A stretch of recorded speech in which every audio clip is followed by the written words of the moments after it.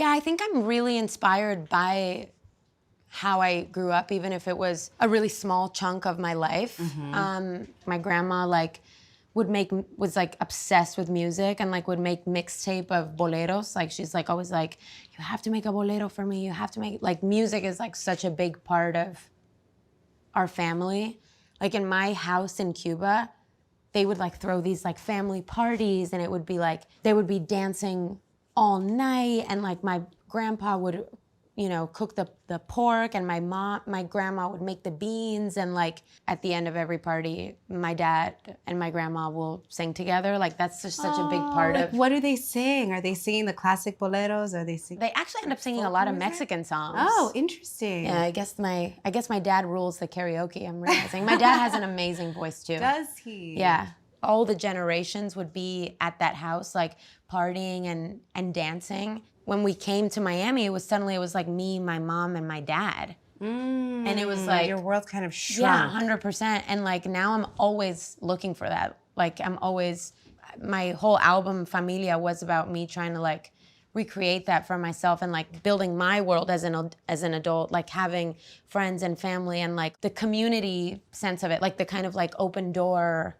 With the ocean household. air and the fans and the food and the... An open door and like anybody can come in at any time and like you go and... And when did you realize that you have an amazing voice?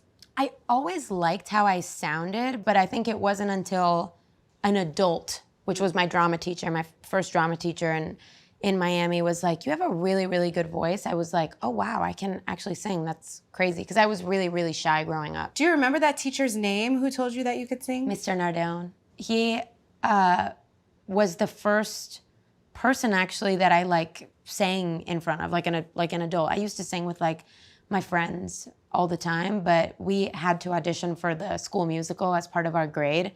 So there was like no getting out of it. What part did you play? I remember I sang Listen by Beyonce. It was just like me and him in the room because you would That's go not an individually. easy song. I know, no, it was actually too ambitious. But he was like, you're really, really good.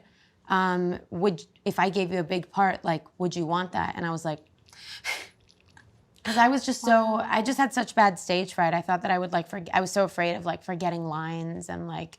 Have you seen him or talked to him since? He actually passed away. Oh, I'm so sorry. But he was so influential to every student that he had. He was one of those. He was one of those. Like, did you sing with your dad when you were a kid? No, I never sang in front of my family. Why? I was just so shy. I don't know. I was really shy. I would get really overstimulated when I was a kid.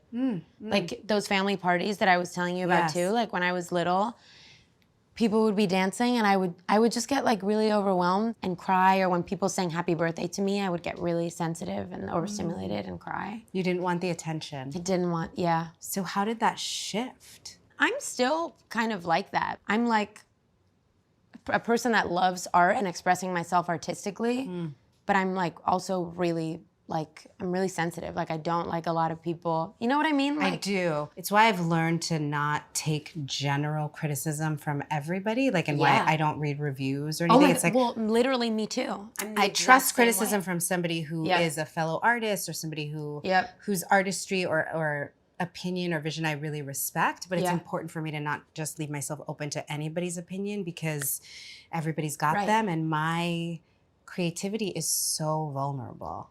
That's exactly how I feel.